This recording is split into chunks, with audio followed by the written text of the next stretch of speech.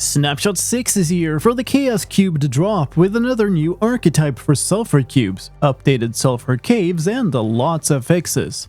My name is slicedlime and this is a showcase of the changes. Let's start with the Sulfur Caves. The tuff and granite layers in the surfaces of Sulfur Caves have been removed after community feedback.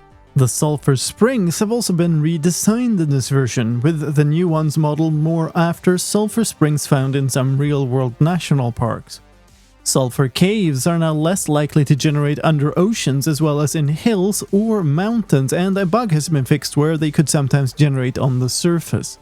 A couple of fixes have been made to potent sulfur generation as well, with it no longer sometimes generating outside of water, and the noxious gas effect now working properly when potent sulfur is generated by world generation once again.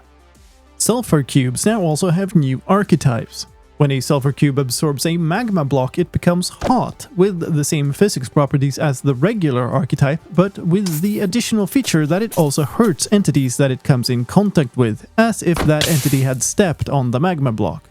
There's also a new slow bouncy archetype, which has slow speed, high bounciness, medium friction, and medium air drag. This is now used instead of the regular archetype for all kinds of stone, concrete, bricks, and ore blocks. Plenty of Sulfur Cube bugs have also been fixed. Dispensers can no longer equip blocks into small sulfur cubes, and small sulfur cubes no longer desynchronize when fed a slime ball after their aging has been restarted using a golden dandelion. TNT sulfur cubes can now be ignited by fire aspect weapons, and priming a TNT sulfur cube now properly plays a hand animation. When the TNT explodes, game rule is off, a message is now shown when trying to light the TNT, and they no longer use up durability or count of items that would ignite them. And disabling the TNT explodes game rule now prevents already primed TNT sulfur cubes from exploding. Attempting to interact with an already primed TNT sulfur cube no longer plays a hand animation. The effects of a mace now properly get applied when hitting a sulfur cube with the mace, and knockback properly knocks back sulfur cubes even if they have a block inside. Arrows fired from a dispenser now affect a sulfur cube properly, and tipped arrows now properly apply their effects to sulfur cubes that have an absorbed block. Sulfur cubes no longer shake from freezing, and named sulfur cubes can no longer despawn after being picked up in a bucket and placed back down. And dying from a sulfur cube now gets listed properly in the player's statistics. There's also a new advancement in this version. For making a sulfur cube absorb a TNT block. A follow-up to last week's new geysers. They can no longer push around players flying in creative mode. Geysers now also emit vibrations at the beginning and end of the eruption. They also have new sounds in this version.